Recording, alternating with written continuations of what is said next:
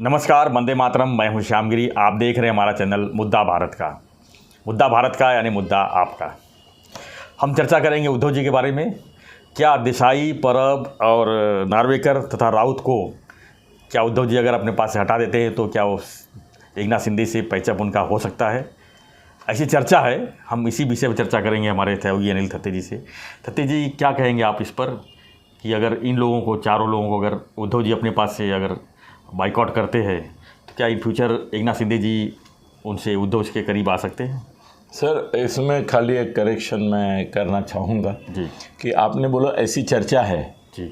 ऐसी कोई चर्चा नहीं है। हम चर्चा शुरू कर रहे हैं। हम चर्चा करना चाहते हैं जी। क्योंकि ऐसा है कि कई बार हम जो मुद्दे उठाते हैं सर वो चर्चा में होते नहीं, मगर हमारे कहने के बाद चर्चा में आते हो। आ जाते हैं। आपको मैं एक बड़ी खबर देता हूँ कि हमारे वीडियो आने के बाद आधा घंटे के बाद कई वीडियो आते हैं। सर 200-300 चैनल है, मराठी में, हिंदी में कितने हैं वो हिंदी में ज़्यादा देखता नहीं हूँ, मगर कम से कम उसमें से आधे चैनल जो है वो हमने जो बात उठाई है सुबह उसके ऊपर उनका दुकान दिन भर चलता है। तो हम दुकानदारों को होलसेल सप्लायर ऑफ पॉइंट्स है। तो ये ऐसा कोई चर्चा है ही नहीं किधर कि भाई मिलिंद नार्वेकर, संजय राउत, अनिल परब, अनिल देसाई, क्या इनको हटाने से ये पैचअप करेंगे, ऐसी चर्चा नहीं। मगर मैं छेड़ना चाहता हूँ क्योंकि बार बार मैं देख रहा हूँ कि शिंदे साहब जो है वो, या तो वो तो उनका जो प्रवक्ता है वो तो केसरकर, दीपक केसरकर, वो तो एक बार ऐसा नाटक किया उसने, मैं भी हैरान हो गया। वो बोला उद्धव के बारे में कोई बुरी भली बात कहेंगे तो वो हमारे नेता है, उनके बारे में बुरा कहना हमको सहन नहीं होगा। अरे उसने लात मार के तुमको सबको निकाल दिया, तुमको हटा दिया। जिसकी लात खाई उसकी लात पकड़ने जा रहे हो। जो लात तुम्हारे बैठी है पार्श्व भाग पर, वही लात को पकड़ के बोल रहे हो हे मेरे भगवान है, उन्होंने मुझे लात मारी है, मैं तो उनको पूजा करता हूँ। ये बाला साहब का करो ना यार, वो भगवान थे, वो शंकर थे, ये तो नंदी भी नहीं है उद्धव बाला साहब के सामने। तो उसकी पूंछ और सिंह पकड़ के क्यों ऐसा वो केसरकर कर रहा था। मगर ठीक है, छोड़ो बात।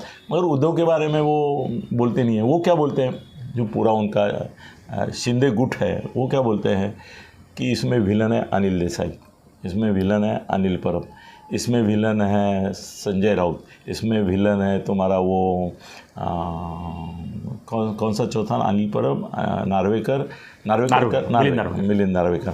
और किसी के इसमें इतना ये नहीं, गट्स नहीं है कि वो वहीनी साहब का नाम ले, जबकि हर एक शिंदे गुट का आदमी जानता है कि इनका जो ये है आर्टिफिशियल इंटेलिजेंस, किनका, उद्धव जी का, वो आर्टिफिशियल इंटेलिजेंस वहीनी साहब है। मगर है नहीं ना किस में हिम्मत उनका नाम लेने के, डायरेक्ट आदित्य से भिड़ते हैं। आदित्य से भिड़ते हैं, आदित्य के ऊपर कुछ भी बोलते हैं, मगर वो वहीनी साहब के नाद में नहीं लगते हैं। उनको मालूम है वहीनी साहब है वो आज के ज़माने के राघोबा दादा अगर हमारे उद्धव जी है तो वो आनंदी भाई है। वो कब धक्का मार करके धक्का लगा देगी वो पता नहीं चलेगा किसी को। तो उनके बारे में नहीं कुछ बोलते, वो अच्छा है, बोलना भी नहीं चाहिए क्योंकि वो एक राजलक्ष्मी भी है और गृहलक्ष्मी है। पहले मैंने उनको गृहलक्ष्मी का किताब दिया ही था। उनके बारे में मैं बोला था कि माँ साहब, जिनको मैं करीब से जानता था, तो माँ साहब की प्रतिकृति है, ये भी सच है। मगर वो बाद में उद्धव जी के ज़माने में राजलक्ष्मी बन गई और आर्टिफिशियल इंटेलिजेंस उनका और ये इनका ऐसा हो गया। वो बात छोड़ो। तो अभी ये लोग क्या करते हैं, उनके बारे में बोलने की हिम्मत नहीं है। और उद्धव जी को ज़्यादा बोला, या बाला साहब के बारे में तो बोलते ही नहीं। सर मैंने बीच में जो वीडियो किया कि आनंद दीघे की बर्बादी करने का पहला प्लान बाला साहब ने बनाया था जी, और उनको ख़त्म करने के लिए कितने हथकंडे अपनाए। सर उसकी इतनी प्रतिक्रिया हुई, मुझे किसका फ़ोन आया मैं आपको बताऊंगा। वो बोले अरे हम तो बाला साहब का ये नहीं करते हैं, ये ऐसा ही, तुम जो बोल रहे हो वो झूठ नहीं बोले, तुम झूठ नहीं बोलते, वो हमको मालूम है, तुमने बोला वो हर एक 16 आने सच है। मगर वो बोले 16 आने सच में हमारा प्रॉब्लम है ऐसा कि हम क्या है ना, आम शिवसैनिक जो है उसको अभी भी बाला साहब का कुछ भी हो वो पवित्र और एक कोई धर्म ग्रंथ जैसा रहता है या पवित्र मूर्ति रहते हैं वैसे मानते हैं। तो बोले दीघे साहब और इनका नाम साथ में लेने में हमारा पॉलिटिकल इंटरेस्ट है। दीघे साहब कैसे है, थाना डिस्ट्रिक्ट में ज़्यादा थे, पूरे महाराष्ट्र में या पूरे देश में बाला साहब सबको मालूम है। तो हमारी मजबूरी है, भले वो उद्धव बोलता है बाला साहब का नाम लग लो, तो हम बोलते हैं क्या प्राइवेट प्रॉपर्टी है, तो बाला साहब का नाम हम लेंगे। अगर तुमने बाला साहब और दिघे साहब के बीच में ही कैसी लड़ाई थी ये एक्सपोज कर दिया तो हमारा प्रॉब्लम हो जाएगा। आप में हमारे दोस्त हैं ना, दुश्मन मत बनो। बाला साहब के बारे में और दिघे साहब के बारे में जो अंदरूनी लड़ाई थी ना, उसका प्लीज़ जिक्र मत करो। हाँ, ऐसा मेरे को मैसेज आया, मैसेज नहीं, फ़ोन पे बात की किसी दोस्त ने मेरे, तो मैं बोला ठीक है चलो मैं संभालूंगा। तो अभी बाला साहब के बारे में तो ये बोलते नहीं। तो अभी इनका क्या है ना सर, आपको याद होगा कि जब इमरजेंसी हुई तो इंदिरा गांधी के खिलाफ बोलने की हिम्मत नहीं थी। जो थोड़े बहुत बोलने का पहले और 77 के बाद, मतलब इमरजेंसी उठने के बाद बोलने लगे ना, वो भी इंदिरा गांधी के खिलाफ बोलने को डरते थे, क्योंकि उनको लगता कि मास सपोर्ट होगा उसको। वो क्या करते हैं, विद्याचरण शुक्ल, याद है आपको? नहीं, देवकांत बरुआ, आप छोटे थे शायद, आपका उम्र बहुत, मेरा 71 एज का बर्थ है, 4 साल 5 साल। तो आपको 4-5 साल के रहेंगे इमरजेंसी में। अच्छा है, हम 73 साल होने के कारण सब हमने सामने से देखा है। सर वो देवकांत बरुआ करके ये थे, विद्याचरण शुक्ल थे, संजय गांधी थे, वो एक तुम्हारे एक्ट्रेस की माँ थी, नज़मा या ऐसा कुछ का नाम था उसका, तो उनके ऊपर वो सब बोझ डाल देते पाप का। वो बोलते ये पापी है, ये पापी है, इंदिरा गांधी पापी है, ऐसा कभी नहीं बोलने की हिम्मत करते थे। वो ये पापी है। अभी ये पापी लोगों को संभालने वाली कौन थी? इंदिरा गांधी थी। उसके बारे में नहीं बोलते थे, इनके बारे में, क्योंकि इनकी जो हिम्मत है ना वो वहाँ तक पहुँचने के बाद रुक जाती है। मराठीत एक चांगली म्हण आहे, सरड्याची धाव कुंपणापर्यंत। वैसे जो ठाकरे गुट के विरोधक है ना, उनकी धाव जो है ना वो आदित्य तक है। ये बुरा लगेगा कई लोगों को, मगर ये सच है कि वो आदित्य को क्रिटिसाइज़ करते हैं, उद्धव को थोड़ा थोड़ा करते हैं। मतलब आदित्य को ऐसा पकड़ के ना वॉशिंग मशीन में डाल देते हैं। हाँ, मगर उद्धव जी को जब उनको कुछ बोलना रहता है ना तो उसको वॉशिंग मशीन में डालते नहीं, उसको ओवन में डालते हैं, थोड़ा थोड़ा आँच देते हैं, गर्म करते हैं, ज़्यादा उसको ये नहीं करते। आदित्य को धोते हैं पूरा, इसको नहलाते हैं टीका से। तो वो बात छोड़ो। तो अभी ऐसा है कि तो वो क्या करते हैं, बोले देंगे मिलिंद नार्वेकर, उसने उद्धव जी को तोड़ा।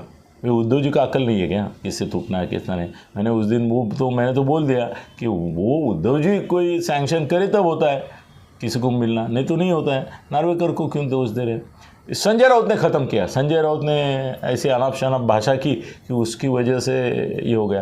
भैया उद्धव और संजय में आपने फ़र्क क्यों नहीं किया? आप शंकर को नंदी मानते हैं क्या? नहीं मानते ना। तो नंदी नंदी है, वो उछलेगा, पूछ और ये ऊपर करेगा, जाएगा। अगर कल नंदी ने धुआंकुड़ किया तो क्या आप शंकर को ये करेंगे? भाई शंकर का तो वैशिष्ट्य ध्यान में लो। अभी शंकर की बात, महादेव जी की बात निकली है, उनके इर्द गिर्द कोई देवी देवता रहते हैं? नहीं। कौन रहते हैं? राक्षस। सर भूत पिशाच रहते हैं। तो ये अगर हमारे भोले शंकर बाबा उद्धव जी महादेव है तो उनके आसपास भूत पिशाच ही रहेंगे। वो भूत पिशाच कौन थे जिनके नाम अभी आपने लिए? वो थे नार्वेकर, मिलिंद और सब।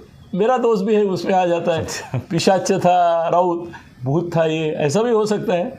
तो उनके बारे में वो बोलते हैं, भूत पिशाचों के बारे में, मगर इनकी ये बोलने की नहीं हिम्मत है। अभी शंकर के गले में नाग है, करता है, डसता है, ऐसा नाग है कि नहीं? विषारी नाग है, जहरीला नाग है, मगर वो है किधर? गले में। किसके? महादेव के। अब है किसकी हिम्मत कि आपने गले में नाक क्यों रखा है? वो फुसफुस करता है, हमको दूर रखता है, ऐसा बोले? नहीं। इनके गले का नाक कौन था? उद्धव जी के संजय राउत था कि नहीं? वो कर देखो, मिलिंद नार्वेकर ने कभी फुसफुस किया नहीं, वो चुपचाप था, वो खाली मुंडी पाथर धुंडी था, वो उसने कभी ओपन में कुछ किया नहीं। इसने फुस फुस करने वाला था, वो गले का शेष या नाक जो था वो तो संजय था। आपने संजय के बारे में बोला, मगर जिसने उसको गले में प्यार से पहन लिया है उसके बारे में बोला कुछ? नहीं बोला। और वो वारसा हक से उद्धव जी को मिला था, ये हमारा फुसफुस वाला मेरा जिगरी, वो तो बात है, जिगरी है। सर वो बाला साहब के गले में भी वही था ना, शेष था। उस समय वो फुसफुस करता ही था ना, सामना के अग्रलेख से करता था। सर ऐसी बात है कि इनकी युति थी सरकार कब? 95 से लेके 99 तक। सर मनोहर जोशी का मैं कंसल्टेंट था मीडिया का, वो मुझे बोलता है, संजय मेरा उस समय भी मित्र था, मनोहर जोशी मुझे हमेशा बोलते थे, ये महादेव के गले का जैसा नाग होता है वैसे तुम्हारा ये संजय जो है वो उनके गले में जाके बैठा है और गले का हार बना के बैठे है उसको, वो मेरे को इतनी बार डसता है और फुसफुस तो रोज करता है। बोले सर पूरे 5 साल में विरोधी पक्ष की भूमिका कांग्रेस और इन्होंने निभाई नहीं। अकेले संजय ने मनोहर जोशी के ठू ठू ठू ठू करते रहा। समझ लो, जिसको जो समझना है समझ लो। मैं एक बार संजय को पूछा, यार तू अपोजिशन की भूमिका में क्यों जाता है? मनोहर जोशी ने मेरे साथ कम से कम 10 बार तेरे को मैसेज दिया कि भाई थोड़ा संभाल लो, तुम्हारी ही सरकार है। वो बोला नहीं, बाला साहब ही चाहते हैं कि उसको मारते रहो, नहीं तो वो उन्मत्त तो हो जाएगा। तो ये फुसफुस भी जरूर, वो क्या है सर, टोपली से नाग निकलता है ना, मैं ज़रा लंबा बोलता हूँ सॉरी, मगर टोपली से नाग निकलता है ना तो वो ऐसा लेकिन पड़ा रहता है, नाग अंदर सुस्त रहता है। वो मदारी क्या करता है, उसके टच करता है, बूम करके ऐसा ऊपर आता है। वो हमारा संजय था ना, वो रात को सोता था ना तो टुप हो जाता। सुबह वाला सबसे पहला फ़ोन करता था तो बाला साहेब उसको टुप करते थे, क्या पंतनचा आज क्या है कि नहीं आपल्याकडे, तो ये समझ जाता कि भाई आज फुस पंत के ऊपर करना है। फिर फुस करता था, वो फुस करने के बाद वो मेरे पास आके ठूस करते थे, बोलते थे अरे तुम्हारा दोस्त है उसको कुछ तो बोलो। मैं बोला वो बोलने से कुछ नहीं आया, अब बाला साहब को बोलो। बोले बाला साहब को कौन बोल सकता है? तो पूरा अपोजिशन का रोल वो, मतलब ये शिंदे साहब और सबको मैं बोलूँगा कि भाई ये मनोहर जोशी उनके ही मुख्यमंत्री थे, उनकी सबसे बड़ी बैंड बजाने वाला संजय ही था। 4 साल 5 साल उन्होंने अपोजिशन की ही भूमिका निभाई। जितने शिवसेना के मंत्री थे ना, उनको कभी किसी दूसरे पेपर ने या चैनल ने ठोका नहीं, इसने ही ठोका। उस समय चैनल नहीं थे मेरे ख्याल से, कम थे, बहुत कम थे। हाँ, तो ठोका किसने? संजय नहीं ठोका, एक एक मंत्री का पकड़ के ठोका। तो मंत्री भी मुझे बोलते थे काय यार आमचं सरकार आहे ना, आमचा विरोधी पक्ष कोण था? हाँ, एक 1 मैन अपोजिशन था। तो वही आगे बढ़ता आ गया। अभी ऐसा है कि संजय नार्वेकर, अनिल परब के बारे में अलग शिकायत है सर। अनिल परब क्या करता था ना, अनिल परब जो है वो इनके शिवसेना के जो मंत्री थे ना, और कुछ तो राष्ट्रवादी के भी मंत्री, उनके खाते में जो टुंग टांग टिंग टांग टांग टांग का वो जो मनी मशीन था ना, वो ऐसा होता था कि ये मंत्री नोट मशीन में डालते थे, गिनते थे, हंस के ऐसा देखते थे, मगर उनको मालूम नहीं था कि जो मशीन गिनने के बाद आंकड़ा आता है ना, 100 200 500 क्या जो भी आता है, वो आने के बाद वो ऐसा उठा के लेके ड्रॉअर में डालता है। जो कैशियर रहता है वो कैशियर के ड्रॉअर में जाता ही नहीं था, वो उसमें से ऐसा आधा पट्टी उठा लेता था अनिल परब। ये देखते था, अरे ये क्या है? वो बोलता था क्या है तुमने 100 लिया ना, मतलब एक उदाहरण के 100 लिया ना, तो 50 मातोश्री को देना है कि नहीं? मगर सर उन्होंने तो बोला था 30% काफ़ी है, वो 30% उसका हो गया, मेरा 20% भी तो निकलता है लेके जाने का। ये मैं सिंबॉलिक बोल रहा हूँ मगर ये सच है सर। और ये मुझे मंत्री लोगों ने ही बताया है, और कौन से शिवसेना के मंत्रियों ने बताया कि 100 मिला तो हमारा काउंटिंग मशीन पूरा होने से पहले ये उठा लेते थे। लेकिन दूसरी बात ये ऐसा है कि भाई मंत्री होते थे, किसी को बुलाते थे, इनके चमचे बहुत रहते सर। ये सर होर्डिंग लगते हैं ना, उसकी बड़ी बात आप ध्यान में रखो। होर्डिंग पे कोई आदमी अगर मंत्री के साथ अपना फ़ोटो लगाता है तो उसका ये नहीं बताना होता है कि मैं इसका आदर सम्मान करता हूँ। इसका अगर दलाल गांव में कोई है, बढ़वा है कोई अगर, तो वो मैं हूँ ये बताने के लिए 90% सर 10% हमेशा छोड़ना रहता है कि नहीं? जी। तो हम हमेशा छोड़ देते हैं, हम ऐसे मन के उदार है, हम सबको 100% नहीं पकड़ते। तो 90% लोगों को ये बताना होता है कि ये मंत्री जो है उसका बड़ा होर्डिंग मैंने लगाया, एक नहीं 10 जगह लगाया, उसके लिए कम से कम 2 लाख 5 लाख खर्चा किया। तो लोगों समझो कि इस मंत्री के पास अगर तुम्हारा कोई काम है, इसमें चूचू है, तो वो मेरे पास लेके आओ, क्योंकि उसका सबसे बड़ा भड़वा या दलाल मैं हूँ। इसके लिए होर्डिंग लगते हैं। ये होर्डिंग के बाद लोगों के समझ में आती है कि नहीं मुझे मालूम नहीं, मगर लोगों ये समझ लो, ये जो होर्डिंग पे दिखते हैं ना, और वो बाजू में मुंडियाँ रहती है ना बकरी की, जी सर पैसे आप खाटे के इसमें गए मुंडी काटते हैं और बाजू में रख देते हैं, ऐसी 10 मुंडियाँ हो जाती है और ये लटका देते हैं। तो वो जो मुंडियाँ दिखती है ना आपको होर्डिंग पे यूं, वो उनके सब चमचे रहते हैं, सब एजेंट। मतलब एजेंट के पास जाने के लिए ये मुंडे रखे हैं ना, सब एजेंट इन सब एजेंट के पास जाओ, बड़े एजेंट के पास जाओ, बड़ा एजेंट जो है वो उधर लेके जाएगा। सबका नहीं बोल रहा हूँ मैं। नहीं, 10%, प्यारे मित्रों, 10% नहीं। प्यारे मित्रों, याद रखो, हर एक होर्डिंग के बारे में ये नहीं बोला है, नहीं तो आप पर मोर्चा निकालेंगे, भाई होर्डिंग हमने तो सही तरीके से लगाया था, फिर भी आपने ऐसा बोला। नहीं, 10% जो है ना, उसमें आप भी है। वो 10% जो पवित्र लोग हैं, उनमें से आप है। क्षमा कीजिए, आपके बारे में नहीं है, जो करते हैं ना ऐसा दलाली भड़वेगिरी, उनके बारे में बोल रहा हूँ। तो सर हमारी बात यहाँ आती है कि अनिल परब जो है वो वो सर उसकी एक डिटेक्टिव एजेंसी है, आपको मालूम है। वो उद्धव के ऊपर भी नजर रखता है। अनिल परब बहुत पहुंचा हुआ सर, अनिल परब ही मुख्यमंत्री होना चाहिए था शिवसेना का। वो वाट लगा देता था अच्छी तरह से। उद्धव आधा छोटा थोड़ा, उद्धव जी है ना थोड़ा वाट, वो गुड़ खोबरा खाता था, ये 21 मोदक खाने वाला था अनिल परब। वो अगर मुख्यमंत्री बनता ना तो उद्धव जी को 100 की भाषा ही मालूम नहीं होती, वो करोड़ के नीचे सुनना बंद हो जाता था।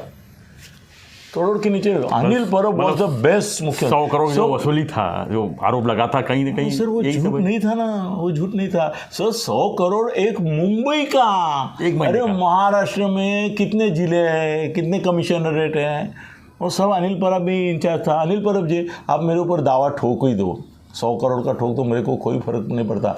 मैंने कल ही बताया कि मेरे ऊपर ऑलरेडी 12 डिफेमेशन केसेस दायर नहीं हुए मगर नोटिस मिला है। एक दिन मैं सर ऐसा वीडियो बनाऊंगा कि मेरे को आए हुए डिफेमेशन 100 करोड़ के नोटिस, पूरी पब्लिक हैरान हो जाएगी कि कितने बड़े लोग। मेरे को नहीं फर्क पड़ता है सर, देखो 73 की उम्र में मुझे कोई मार भी दे तो नहीं फर्क पड़ता है। जान से मार दे तो मैं बोलूँगा हुतात्मा अनिल दत्ते हो गया।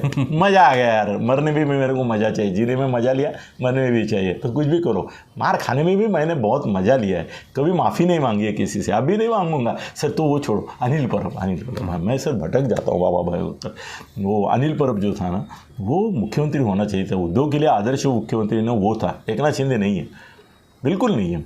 अनिल परब द बेस्ट मुख्यमंत्री उद्धव के लिए। सर कैसे है ना, ये बाकी मंत्री हैं ना, वो खोके देते थे, हाँ पेटी देने वाले भी थे, चुंगू मंगू थे, कुछ चंगू मंगू ही थे मंत्रिमंडल। सर एक मंत्री ने तो मेरे दोस्त के पास पैसा मांगा, उसने उसको पास में बुलाया, बोला हमारे पार्टी के लिए भी कुछ करना पड़ता है, तो बोला बोलिए सर मैं तैयार हूँ। तो बोले एक 25,000 दे देना। सर वो 25 लाख के लिए तैयार था। काम के इनको ये मूर्ख लोगों को वैल्यू नहीं थी कि हम जो काम कर रहे हैं उसकी वैल्यू क्या है। वो मुझे बात करके गया था, बोला ये इसकी औकात क्या है। सर सीधा बोलते हैं लोग, बोलते इसकी औकात क्या है। मैं बोला ये पान पट्टी वाला है। ये चुना काट और सुपारी के साथ खुश रहेगा, तो ज़्यादा खुद मत बोल उसको। उसने अगर पूछा तुम क्या दे रहे हो, तो बोलो तुम जो बोलो वो देगा, वो ज़्यादा बोलेगा ही नहीं तेरे को। तो वैसे ही वो 25,000 बोला। वो बोला सर अभी दूँ के बाद में दूँ, क्यों उसे आई। तो बोले नहीं, मेरा पीए उधर बाजू के रूम में बैठा है, OSD है, उसको दे दो और आपका काम हो गया, मैं अभी साइन करके दे देता हूँ। तो बाहर आया, मेरा हाथ दबाया, बोला ऐसा ही तुम बोले वैसे ही चुतिया निकला।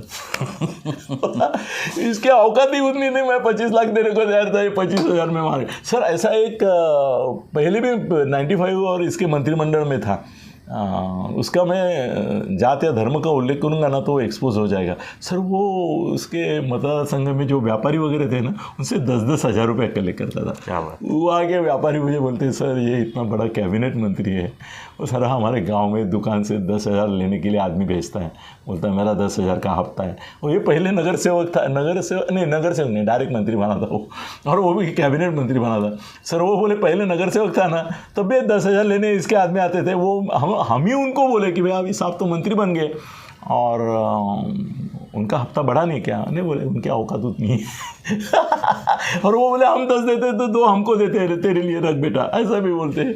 तो सर ऐसे हज़ारों वीडियो हम बना सकते हैं ये मंत्रियों के। तो ये अनिल परब है कि ऐसा हो गया। सर ये पेटी और खोखा की बात है ना, वो छोड़ो, कंटेनर की बात, हाँ कंटेनर की बात करने वाला एक ही मंत्रिमंडल में आदमी था, वो अनिल परब। और वो अजित पवार से लेके किसी को भी नड़ता था, मतलब राष्ट्रवादी वाले इनको नड़ते ही थे, शिवसेना के मंत्रियों को, और ये किसको भी नड़ता था। और कंटेनर की भाषा करने वाला, मतलब उसने अगर कंटेनर लिया। सर मेरे एक परिचित बैंक वाले हैं, उनकी जिला मध्यवर्ती सहकारी बैंक है, आप नाम नहीं बोलेंगे, नाम नहीं पूछेंगे, जिला मध्यवर्ती बैंक है, उसमें अभी एक जो पार्टी के वो भी नहीं बोल सकता मैं, पार्टी के पदाधिकारी हैं, जब नोटबंदी हुई सर उन्होंने एक कंटेनर लाया, बैंक के सामने खड़ा किया और 850 करोड़ बदली करके लिए।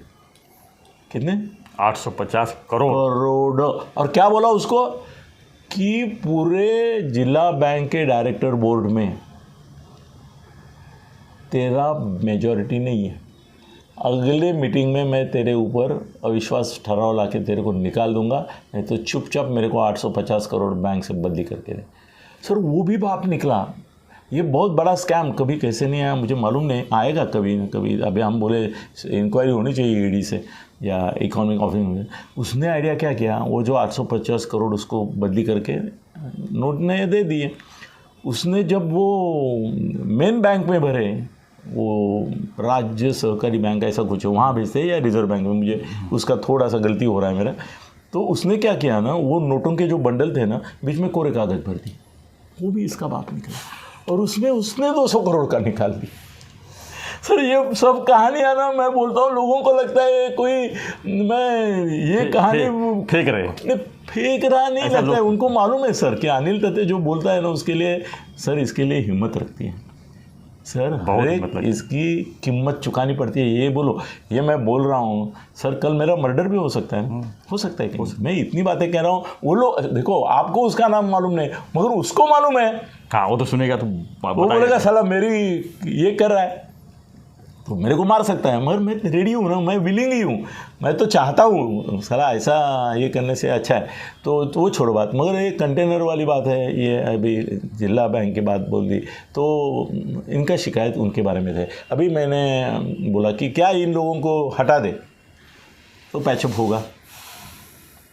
सवाल तो यही था, नहीं होगा, मतलब अब पैचअप होने का सवाल ही किसी भी शर्त पे नहीं है। क्योंकि सर ये सोचो कि ये 5 जो है ना, ये ऐसे है कि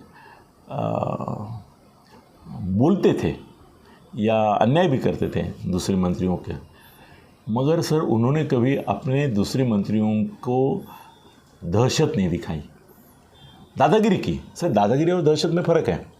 दादागिरी करने वाले अपने गांव में हर गली गली में मिलते हैं, हर बिल्डिंग में भी एक दादा होता है जी। मगर 10 बिल्डिंग के पीछे एक भाई होता है और 100 बिल्डिंग के पीछे एक डॉन होता है और 1000 बिल्डिंग के पीछे एक माफिया होता है। ये अभी प्रोपोर्शन है। तो इसने दादागिरी की, मगर इसका एक और खासियत था कि जो खाते थे वो कहाँ खाते, कितना खाते, इसको मालूम पड़ता। कहेंगे टेंडर में इसका हस्तक्षेप था, टेंडर आता तो इसको पहले डिटेक्टिव एजेंसी पता चलता ये टेंडर ये डिपार्टमेंट में ये मंत्री के पास आए, वो उसको फोन करता का ते काय टेंडर आलं आहे काय त्याचं, साहेब बोलत होते जरा लक्ष घाल, ते काय कितीला देत आहे, कोणाला देता है। और वो क्या टेंडर का सर वो ये रहता है, रैकेट रहता है उनका, वही वो 10-12 लोग आपस में मिलके तय करते कि किसको देना, और बाकी को शेयर भी मिलता है सर उसमें। तो वो बोलते थे और ये करते थे। तो मगर उन्होंने ऐसा है कि उन्होंने अनाप शनाप पैसा खाया होगा, मगर दूसरों को खाने में थोड़ा मतलब क्या है ना, कमीशन देना पड़ता था जी। इतना ही तकलीफ, इनका तकलीफ ये नहीं था कि अनिल पर पैसा खाता है, मगर हमारा पैसा खाता है, इतना ही था, बाकी कुछ नहीं था। तो वो इनके पैसे खाने को उनका कुछ ये नहीं था। तो ऐसा है कि सब जो मामला है वो यहाँ आकर रुकता है कि उद्धव जी का स्वभाव जो था ना, वो ठेस पहुँचाने वाला था स्वाभिमान को इन मंत्रियों के, और वो किसी की परवाह नहीं करता। उद्धव जी का स्वभाव यही एक कारण है कि जिसकी वजह से लोग टूटते गए, ये सब मंत्री टूटे ना उनके बोलने से। मैं बोलूँ, अगर उद्धव जी, कभी कभी सोचता हूँ कि उद्धव जी अगर डम्ब होते, बोलना नहीं होते, तो पहला एक तो भारत का पहला मुख्यमंत्री होता जिसको बोलने को नहीं आता है। डम फर्स्ट मुख्यमंत्री, डम मुख्यमंत्री है, चीफ मिनिस्टर, और उनको बोलने का ये नहीं होता ना, तो सर राज्य और 5 नहीं 25 साल चल सकता था। उनके जीव है ना, वो मराठीमध्ये आम्ही त्याला म्हणतो वो इंगड़ी बोलते, विंचू जो है वो मतलब बिच्छू बोलते हैं ना उसको आप, उससे भी बढ़कर होता है इंगड़ी। वो इनकी जो जीभ थी ना वो इंगड़ी की थी, ऐसी डसती थी सबको। ऐसा एक रिमार्क देंगे सर, उससे अच्छा वो मारे कुछ तो भी पर ऐसा वो टक टक करते थे, उसकी वजह से बहुत लोग दुश्मन हुए। तो उद्धव जी ही मेन है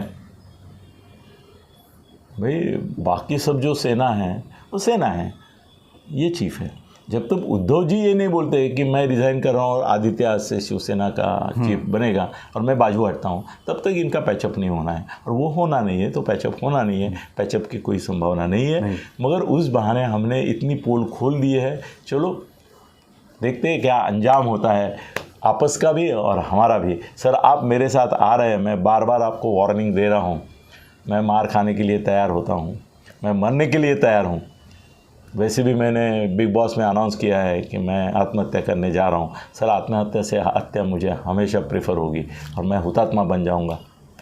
वो मैं चाहता हूँ कि लोग आए कुछ करें, इसके लिए मैं इतना बिंदास बोल रहा हूँ। मगर आपका ऐसा नहीं, आपके बाल बच्चे परिवार है, संभाल के रहो, एडिट मत करो मेरा कुछ। मगर मैं जिनका गुस्सा आ रहा है ना उनको भी बोलूँगा भाई इसका कोई दोष नहीं,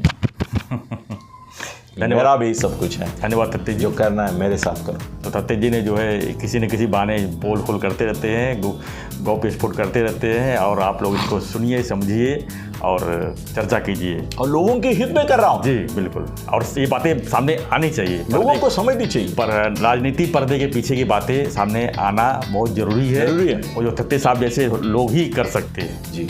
तो आपको हमारा वीडियो कैसा लगा हमें जरूर कमेंट बॉक्स पे लिखिए। वीडियो पसंद आई तो लाइक शेयर सब्सक्राइब करना न भूलें। धन्यवाद। जय हिंद, जय महाराष्ट्र।